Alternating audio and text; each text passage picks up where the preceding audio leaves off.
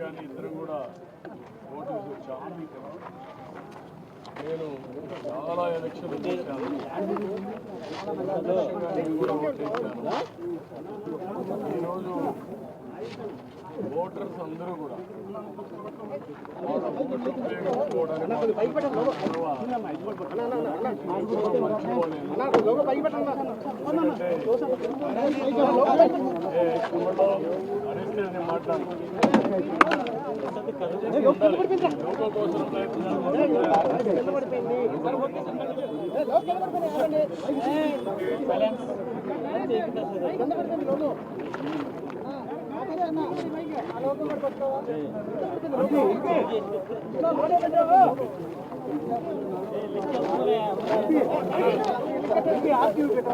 అందరికీ నమస్కారాలు.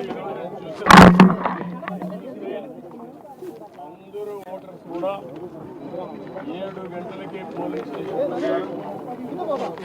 తమ ఓటు ఒక పవిత్రమైన భావంతో ఓటేయాలని చాలా ఎన్నికలు చూశారు, కానీ ఈరోజు చూసింది మాత్రం చాలా ప్రత్యేకంగా వస్తుంది. ఓటు అనేది ప్రజాస్వామ్యంలో ఒక వజ్రాయుధం. వాళ్ళ జీవితాల్ని, సమాజ జీవితాన్ని, వాళ్ళ పిల్లల తీర్చిదిద్దేది గుర్తించారు. చాలా పెద్ద ఎత్తున వచ్చారు. రాష్ట్రం అంతా కూడా ఉద్యోగస్తున్నా ఓటు మీ జీవితాలను మారుస్తుంది, అదే మరి మీ భవిష్యత్తును మారుస్తుంది.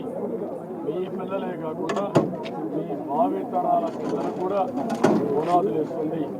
దయచేసి బాధ్యతగా ప్రతి ఒక్కరు రావాలి, ఓటు వేసుకోవాలి, ఓటు వేయాలి. తద్వారా మీ యొక్క మనోభావాలు తెలియజేసి రేపు రాబోయే రోజుల్లో సుపరిపాలనకు నాంది పలకాల్సిందిగా మరొకసారి కోరుకుంటూ మరొకసారి అందరినీ విజ్ఞప్తి చేస్తున్నా, అశ్రద్ధ చేయొద్దండి. ప్రతి ఒక్క వ్యక్తి యొక్క బాధ్యత. ఎక్కడో అమెరికా నుంచి, హైదరాబాద్ నుంచి, బాంబే నుంచి, వివిధ నగరాల నుంచి, బెంగళూరు నుంచి, చెన్నై నుంచి, అనేక నగరాల నుంచి వాళ్ళే డబ్బులు ఖర్చు పెట్టుకుని అభ్యర్థులు తెలియకపోయినా ఒక పార్టీ విధానాలకు వాళ్ళు ముందుకు వచ్చే పరిస్థితికి వచ్చారు.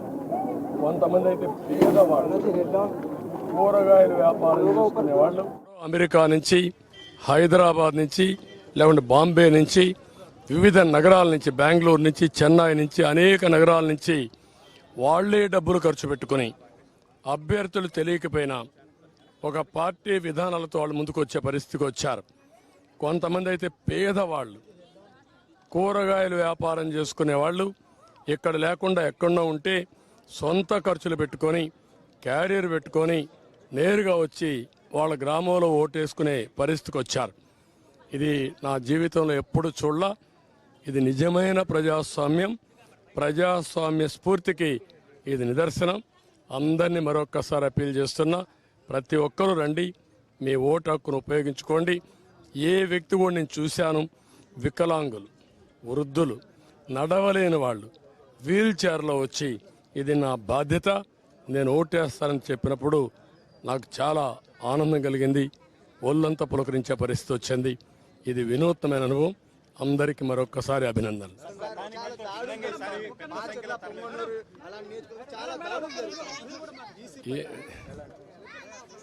ఎలక్షన్ కమిషన్ కూడా ఎప్పటికప్పుడు కంప్లైంట్ చేశాం. ప్రాథమికంగా మాకు పొంగునూరు వచ్చింది, మాచర్లో వచ్చింది, 2 దిక్కల్లో వస్తే అప్పటికే నేను కంప్లైంట్ చేశాం. అధికారులతో మాట్లాడుతున్నాం. అదే మాదిరిగా ఎలక్షన్ కమిషన్ కూడా అప్రోచ్ అయ్యాం. నేను ఒకటే ఎక్స్పెక్ట్ చేస్తున్నా, ఎలక్షన్ కమిషన్ ఆధ్వర్యంలో ఎలక్షన్ జరుగుతున్నాయి. ఇది రాష్ట్ర ఎన్నికల కమిషన్ కాదు.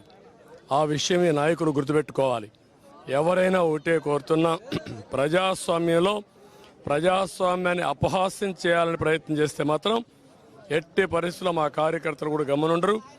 జనైన్గా లా అండ్ ఆర్డర్ ప్రకారం మీరు ఓట్లేయండి. ప్రజా అభిష్టం నెరవేరాలి, దానికి మేము కట్టుబడి ఉంటాం. కానీ ప్రజాభిష్టాన్ని వమ్ము చేసే విధంగా రౌడీజంతో, గూండాయిజంతో మా ఏజెంట్లు కిడ్నాప్ చేస్తే మాత్రం ఎట్టి పరిస్థితుల్లో పోషించాం. ఎలక్షన్ కమిషన్ డిమాండ్ చేస్తున్నాం, పోలీస్ అధికారులను డిమాండ్ చేస్తున్నాం. ఎక్కడా అవాంఛనీయ సంఘటనలు జరగకుండా కాపాడవలసిన బాధ్యత మీది. ప్రతి ఒక్కరి వ్యక్తికి స్వేచ్ఛ ఉంది, స్వేచ్ఛగా ఓటేయాలి. ప్రతి ఒక్క రాజకీయ పార్టీకి స్వేచ్ఛ ఉంది, వాళ్ళ ఏజెంట్లు పెట్టుకునే హక్కు ఉంది, వాళ్ళ ఏజెంట్లు అలో చేయాలి, మీరే ప్రొటెక్ట్ చేయాలి, అది మీ బాధ్యత. సార్ ఈసారి గతం కంటే ఈసారి పోలింగ్ శాతం బాగా పెరిగే అవకాశం ఉంది. ఎందుకంటే 7 గంటలకి మీరు చూసారు పోలింగ్ కేంద్రాల్లో విపరీతమైన రద్దీ. నేను 43వ ఓటు వేసాను. అంటే నేను వేసే కొంది 43 మంది వేశారు ఒక బూత్లో. అంటే 10% ఓట్లు వేసేసారు ఇప్పటికే. నేను పోయే కొందికి క్యూలో అయితే చాలామంది ఉన్నారు. అంటే ఊరు కదిలొస్తున్నారు. ఏదైతే ఓట్ల పండగ అనుకున్నామో ఆ ఓట్ల పండగ కనపడుస్తూ ఉంది. ఇది ప్రజాస్వామ్య వేడుక. ప్రజాస్వామ్యాన్ని పరిరక్షించుకోవడానికి ప్రజా చైతన్యం ఇది ఒక నిదర్శనం. Sir, how's the Josh and how many seats you are expecting? No, I don't want to talk.